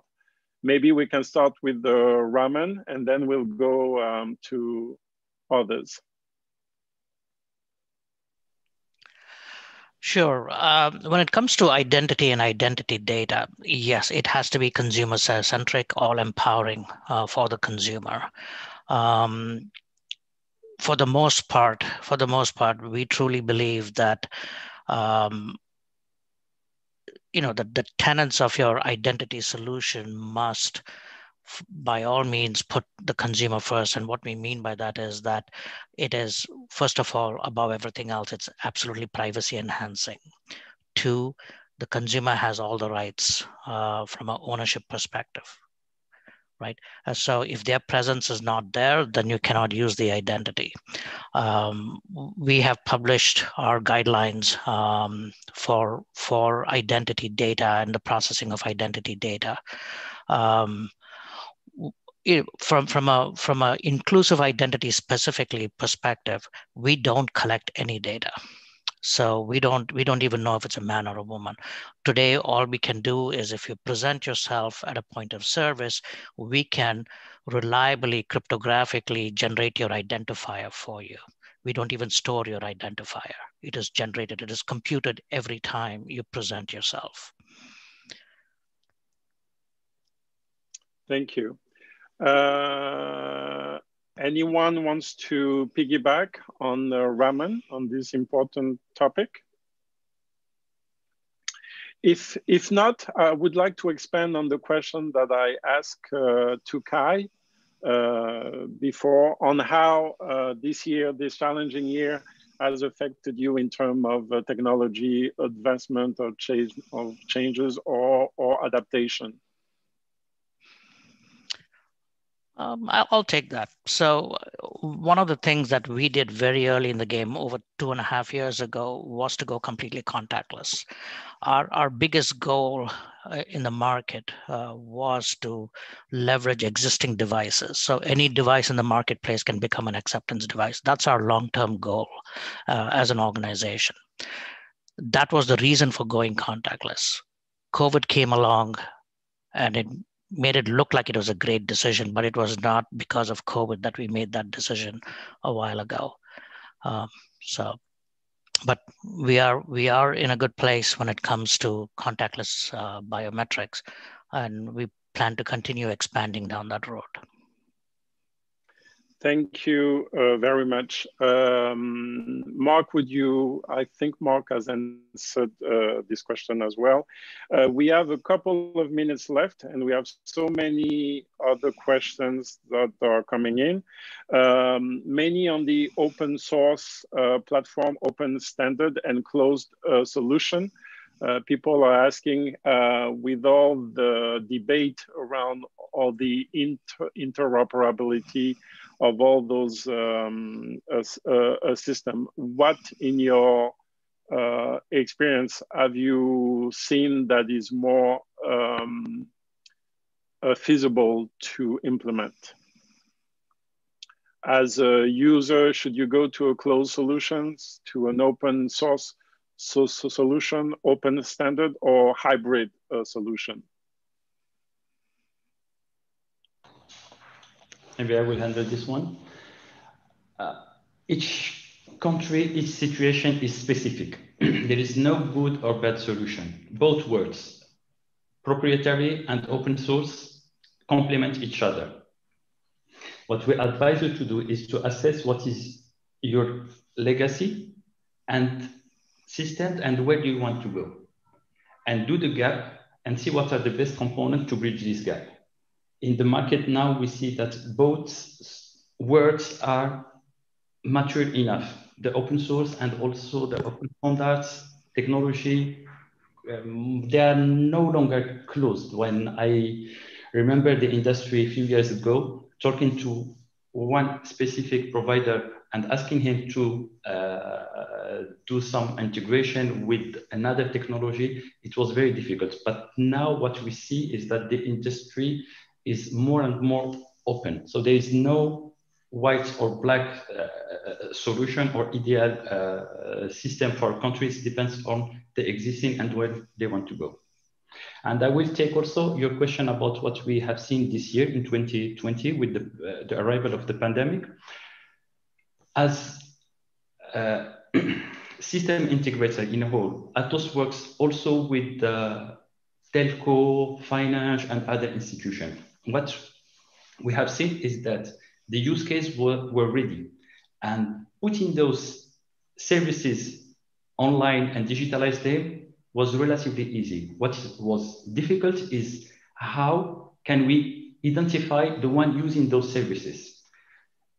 This was the main issue. Some countries adapt themselves and issue a kind of provisionary identity of the citizens to benefit from some social aid or other programs to compensate the lack of digital identity. So this is what we have seen this year, is that the COVID pandemic just pushed everyone to realize that there is a gap between our ID and how we use it over the web.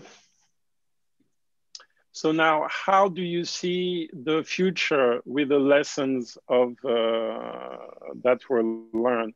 A vaccine has come out. We all assume that by June, July, or the summer of 2021, things should go back to normal. But do you think the identity field has changed fundamentally, or will go back to business as usual as it was prior to the pandemic? How do you see the future?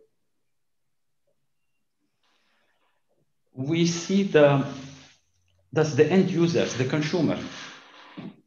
They are more and more used to digital usage for many things. Now, digital world is not only social media, web page for leisure or for others. We see it more and we use it more in our personal life, our daily life. I think that this pressure will come from the population, from the end users to the governments, and they will push more and more government to adopt digital programs wide enough and offer more and more digital services. That's 2 or 3 years ago were not possible and were not imaginable that those services will be over the web, click, and collect, or just between 2 or 3 ministers, there will be web services transiting and using some digital identifier of the one, and so on. So I think that the pressure will come more from the end users. Thank you. On that note, that will be the last question and the last answer. We are at the end of this session. I would like to thank all of the presenters, all of the attendees. I think it was a very exciting, very interesting session. I hope that you will all participate and engage with the other exciting sessions that we'll have in the coming days. This was ID4Africa Symposium 1 on the digital identity innovation. Thank you very much to all. And now I'm passing the floor to Shona and ID4Africa. Thank you. You have a great day, great session, and thank you for your participation. Thank you. Thank you. Thank you to you, Maury, for a great time with you also. Yeah, thank you from my side too. Thank you. Thank you. Thank you, Maury, and thank you, everybody. We are going to close this session now, and if I can ask the audience just to switch to the next session, which is the Innovation World Tour 1. So you can now move to that session in your agenda on your Hoover app, mobile app, or web app. Thank you for joining. Thank you.